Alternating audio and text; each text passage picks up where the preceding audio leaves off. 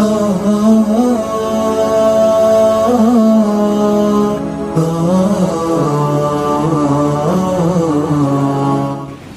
عليكم ورحمة الله وبركاته. الحمد لله رب العالمين والعاقبة للمتقين ولا عدوان إلا على الظالمين والصلاة والسلام على أشرف الأنبياء والمرسلين وعلى آله وأصحابه أجمعين أما بعد. அன்புள்ள சகோதர சகோதரிகளே, அல்லாஹுடைய பேரருளால் புனிதமிகு ரமலான் மாதத்தை அடைந்த நாம் தற்போது அந்த மாதத்திற்கு விடை கொடுக்கக்கூடிய ஒரு நிலைக்கு வந்துவிட்டோம். இந்த சந்தர்ப்பத்தில் மிக முக்கியமான ஒரு இபாதத் தொடர்பாக நினைவூட்டுவது எல்லோருக்கும் பயனுள்ளதாக இருக்கும் என்று நினைக்கின்றோம். அந்த இபாதத்து தான் ஜக்காத்துல் ஃபித்ர் அல்லது சதகத்துல் ஃபித்ர் அல்லது மக்கள் மத்தியிலே ஃபித்ரா என்று அறிமுகமாக இருக்கக்கூடிய இந்த இபாதத்தாகும். ரசூல் ஸல்லல்லாஹு அலைஹி வஸல்லம் அவர்கள் ரமலான் நோன்பை நம்மீது கடமையாக்கி அந்த நோன்பை மிக பேணுதலாக நோட்குமாறு நமக்கு வழிகாட்டியிருக்கிறார்கள். ரசூலுல்லாஹி அலைஹி வஸல்லம் அவர்கள் சொல்லுகிறார்கள், மல்லம் யதா கௌல ஸூர் வல் அமல பிஹ் ஃபலைஸ லில்லாஹி ஹாஜத்துன் ஃபி அன் யதா தஆமஹு வ ஷராபஹ். யார் ஹராமான பேச்சுக்கள் பேசுவதையும் ஹராமான செயல்களில் ஈடுபடுவதையும் விடவில்லையோ அவர் பசியோடும் தாகத்தோடும் இருப்பதில் அல்லாஹுக்கு எந்த தேவையும் இல்லை என்று சொல்கிறார்கள். அதாவது இந்த ஹதீஸின் மூலம் நோன்பு நோற்ற ஒருவர் மிக மிக கவனமாகவும் பேணுதலாகவும் அந்த நோன்பை பேண வேண்டும் என்பதை நமக்கு வலியுறுத்துகிறார்கள். இருந்தாலும் கூட பலவீனமான மனிதர்களாகிய நம்மிடம் நம்மை அறியாமல் நோன்பு நேரங்களில் சில தவறுகள் ஏற்பட்டிருக்கலாம். அவ்வாறான தவறுகளுக்கு பிராயச்சித்தமாகத்தான் இந்த ஜக்காத்துல் ஃபித்ரை ரசூல் ஸல்லல்லாஹு அலைஹி வஸல்லம் அவர்கள் அறிமுகப்படுத்துகிறார்கள். அவர்கள் ரஹ்மத்துல் லில் ஆலமீன், உலக மக்களுக்கு அன்பாகவும் கருணையாகவும் அனுப்பப்பட்டவர்கள். அதே நேரத்தில் பில் முஃமினீன ரவுஃபுர் ரஹீம், மூமின்கள் மீது குறிப்பாக இரக்கமும் கருணையும் நிறைந்தவர்கள் என்று அல்லாஹ் அவர்களை அடையாளப்படுத்துகிறான். அந்த அடிப்படையில் அல்லாஹு தஆலா அவர்கள் மூலம் இந்த ஜக்காத்துல் ஃபித்ரை நமக்கு மார்க்கமாக ஆக்கி தந்து நோன்பில் காணப்படக்கூடிய குறைபாடுகள் அதன் மூலம் நிவர்த்தி செய்யப்படுகின்றன. இப்னு அப்பாஸ் ரலியல்லாஹு அன்ஹுமா அவர்கள் அறிவிக்கிறார்கள், ஃபரத ரசூலுல்லாஹி ஸல்லல்லாஹு அலைஹி வஸல்லம் ஜக்காத்துல் ஃபித்ர். ரசூல் ஸல்லல்லாஹு அலைஹி வஸல்லம் அவர்கள் ஜக்காத்துல் ஃபித்ரை ஃபர்லாக ஆக்கியிருக்கிறார்கள். துஹ்ரத்தன் லிஸ்ஸாயிம் மினல் லகுவி வர் ரஃபத். ஒரு நோன்பாளி நோன்போடு இருக்கிற நேரத்தில் விட்ட தவறுகளுக்கு பரிகாரமாகவும், வத்துஅமத்தன் லில் மசாக்கீன், அதே நேரத்தில் பெருநாள் தினத்தில் முஸ்லிம் உம்மத்தில் உள்ள ஏழைகளுக்கு உணவாகவும் அமைய வேண்டும் என்பதற்காக வேண்டி இதை ஃபர்லாக ஆக்கியிருக்கிறார்கள் என்று இப்னு அப்பாஸ் ரலியல்லாஹு அன்ஹுமா அவர்கள் சொல்கிறார்கள். எனவே நபி ஸல்லல்லாஹு அலைஹி வஸல்லம் அவர்கள் இந்த இரண்டு நோக்கங்களுக்காக வேண்டி இந்த ஜக்காத்துல் ஃபித்ரை நம்மீது கடமையாக்கியிருக்கிறார்கள். இந்த ஜக்காத்துல் ஃபித்ர் ஒவ்வொரு முஸ்லிமின் மீதும் கட்டாய கடமையாக இருந்து கொண்டிருக்கிறது. ஒவ்வொரு முஸ்லிமும் அவருக்காக வேண்டி ஜக்காத் கொடுக்க வேண்டும். அதே நேரத்தில் ஒரு குடும்ப தலைவனாக இருந்தால் அந்த குடும்ப தலைவன் அவன் யார் யாருக்கெல்லாம் செலவு செய்வது அவன் மீது கடமையாக்கப்படுகிறதோ அவர்களுக்காக வேண்டி இந்த ஜக்காத்துல் ஃபித்ரை கொடுக்க வேண்டிய கடமை அவன் மீது இருந்து கொண்டிருக்கிறது. உதாரணமாக, ஒரு குடும்ப தலைவன் அவனுடைய மனைவிக்கு ஜக்காத்துல் ஃபித்ர் கொடுக்க வேண்டும், அவனுடைய பிள்ளைகளுக்கு அவன் ஜக்காத்துல் ஃபித்ர் கொடுக்க வேண்டும். அதாவது எந்த பிள்ளைகள் அவன் உழைத்து கொடுத்து சாப்பிட வேண்டும் என்ற நிலையில் இருக்கிறார்களோ அந்த பிள்ளைகளுக்கு, அப்படி இல்லாமல் அவர்களாக உழைத்து சாப்பிடக்கூடிய நிலைக்கு பிள்ளைகள் மாறிவிட்டார்களாக இருந்தால் அவர்களுக்கு இந்த தந்தை கொடுக்க வேண்டிய அவசியம் இல்லை. இந்த ஜக்காத்துல் ஃபித்ர் கொடுப்பது என்பது அன்புள்ள சகோதர சகோதரிகளே, பெருநாள் அதாவது ஷவ்வால் பிறை தென்பட்டதிலிருந்து பெருநாள் தொழுகைக்காக தொழுகிற திடலுக்கு செல்லுகிற வரைக்கும் கொடுப்பது தான் சிறந்த நேரமாக இருக்கிறது. ஷவ்வால் பிறை பார்க்கப்பட்டு விட்டது என்று நமக்கு செய்தி கிடைத்து விட்டால் ஜக்காத்துல் ஃபித்ரை கொடுக்க ஆரம்பிக்க வேண்டும். அது அல்லாமல் பெருநாள் தொழுகைக்காக மக்கள் வீட்டிலிருந்து திடலை நோக்கி போகிற வரைக்கும் அந்த ஜக்காத்துல் ஃபித்ரை கொடுக்கலாம். தொழுகைக்கு முதல் கொடுத்து முடித்தால் அல்ஹம்துலில்லாஹ் அது ஜக்காத்துல் ஃபித்ராக அமையும். தொழுகைக்கு பிறகு கொடுத்தால் அது ஜக்காத்துல் ஃபித்ராக அமையாது. ஜக்காத்துல் ஃபித்ர் என்ற கடமையை விட்ட குற்றம் அவர் மீது இருந்து கொண்டிருக்கும்.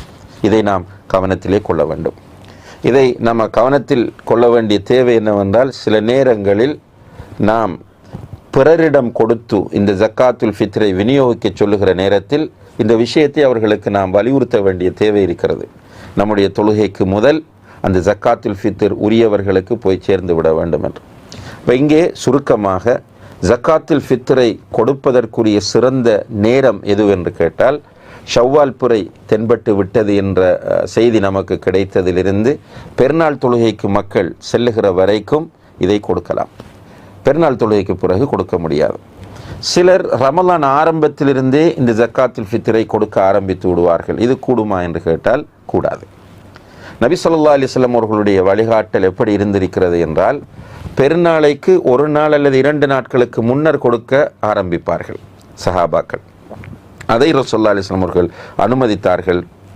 அப்படி இல்லாமல் ரமலானுடைய ஆரம்பத்திலிருந்து இதை கொடுப்பதை நபி ஸல்லல்லாஹு அலைஹி வஸல்லம் அவர்கள் நமக்கு காட்டித்தரவும் இல்லை, சஹாபாக்கள் யாரும் அவ்வாறு செய்யவும் இல்லை. இப்போ பெருநாளைக்கு ஒரு நாள் 2 நாட்களுக்கு முதல், அப்போ பெருநாள் சில நேரங்களில் 29 வரலாம்.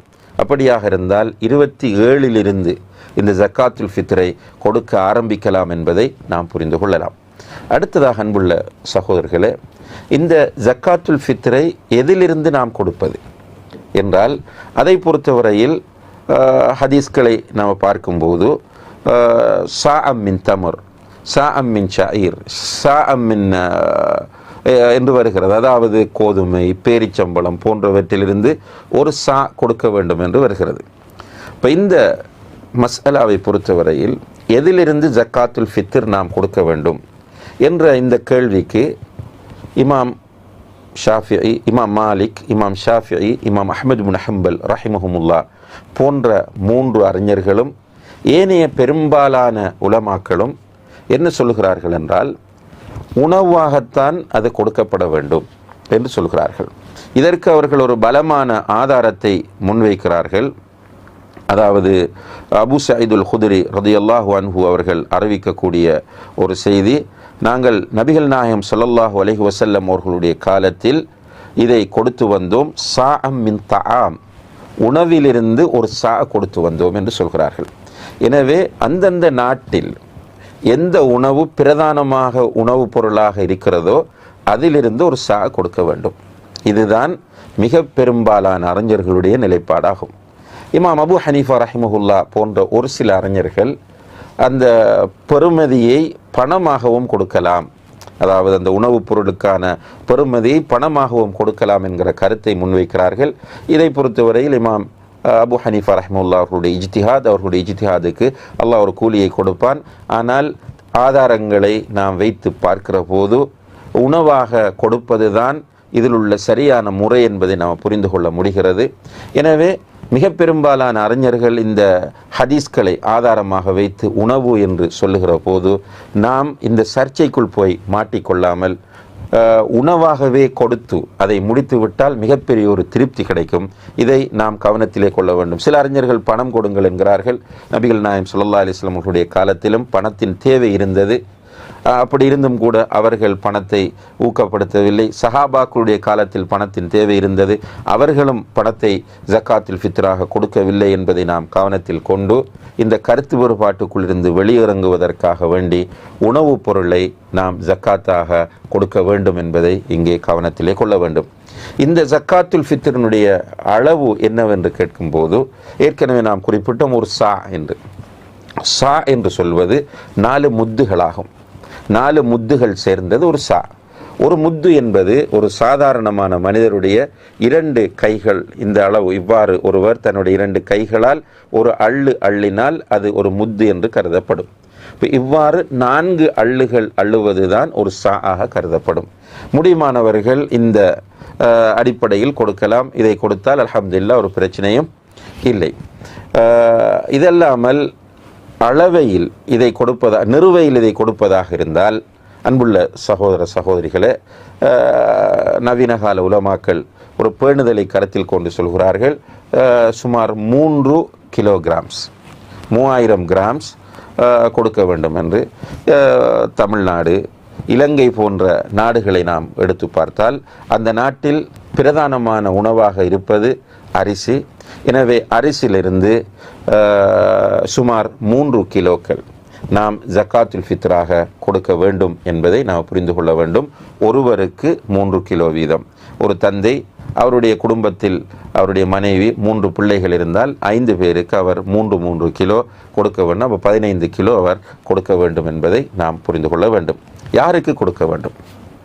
அப்போ ஏற்கனவே நாம் சொன்ன அந்த ஹதீஸில் இப்னு அப்பாஸ் ரலியல்லாஹு அன்ஹுமா அவர்கள் சொல்கிறார்கள், ரசூலுல்லாஹி அலைஹி வஸல்லம் அவர்கள் ஜக்காத்துல் ஃபித்ரை நம் மீது கடமையாக்கினார்கள், நோன்பாளியுடைய தவறுகளுக்கு பரிகாரமாகவும் அதே நேரத்தில் ஏழைகளுக்கு உணவாகவும், மிஸ்கின்களுக்கு உணவாகவும்.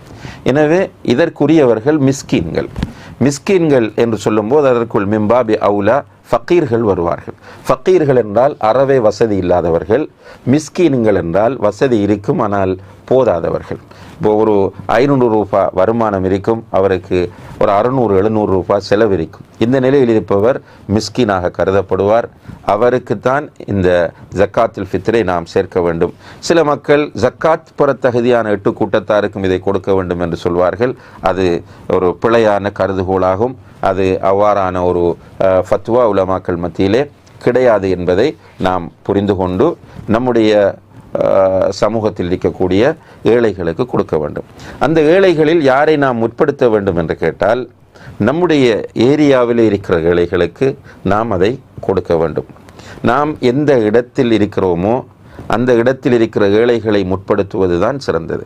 ஊரில் இருந்தால் ஊரில் உள்ள ஏழைகள், வெளிநாட்டில் இருந்தால் அந்த நாட்டில் இருக்கக்கூடிய ஏழைகள். உண்மையிலே அப்படியான ஏழைகள் நமக்கு கிடைக்காத பட்சத்தில், உதாரணமாக சவுதியில் இருக்கிற சகோதரர்கள் அல்லது அரபு நாடுகளில் இருக்கிற சகோதரர்களை பொறுத்தவரையில் அங்கே ஜக்காத்துல் ஃபித்ர் பெற தகுதியான ஏழைகளை அவர்களால் அடையாளம் கண்டுகொள்ள முடியாத போது அவர்கள் ஊர்களில் உள்ள ஏழைகளுக்கு அதை கொடுப்பதற்காக வேண்டி பொறுப்பாளர்களை வைத்து அவர்களிடத்திலே அதை அனுப்பி வைப்பதற்கு மார்க்கத்தில் எந்த தடையும் இல்லை. ஒருவர் அவருடைய கைகளால் இந்த ஜக்காத்துல் ஃபித்ரை கொடுப்பது மிகவும் சிறந்தது. ஏனென்றால் அதன் மூலம் அவர் ஏழைகளுடைய நிலைமைகளை புரிய வாய்ப்பிருக்கிறது. அதே நேரத்தில் ஏழைகளுக்கும் அவர் மீது அன்பு ஏற்பட வாய்ப்பிருக்கிறது. அப்படி இல்லாமல் ஒருவரை பொறுப்பு வைத்து அவரிடம் ஒப்படைத்து அந்த ஜக்காத்துல் ஃபித்ரை கொடுக்க விரும்பினால் அதிலும் மார்க்கத்தில் எந்த தடையும் கிடையாது என்பதை நாம் புரிந்து கொண்டு, அன்புள்ள சகோதர சகோதரிகளே, இந்த ஜக்காத்துல் ஃபித்ர் என்ற இந்த மகத்தான வணக்கத்தை நாம் உரிய நேரத்தில் நிறைவேற்றி நாம் நோன்போடு இருக்கிற போது செய்த தவறுகளுக்கு பரிகாரமாக ஆக்குகிற அதே நேரத்தில் பெருநாள் தினத்தில் ஏழைகள் இந்த நாம் கொடுக்கக்கூடிய ஜக்காத்துல் ஃபித்ரை வைத்து சந்தோஷமாக மகிழ்ச்சியாக சாப்பிடுவதற்காக வேண்டி நாம் இந்த ஜக்காத்துல் ஃபித்ரை கொடுக்க வேண்டும். எல்லாம் வல்ல அல்லாஹு தஆலா அதற்கு நம் எல்லோருக்கும் உதவி செய்வானாக. வ ஆஹிரு தஅவானா அனில் ஹம்துலில்லாஹி ரப்பில் ஆலமீன். வஸ்ஸலாமு அலைக்கும் வரஹ்மத்துல்லாஹி வபரகாத்துஹு.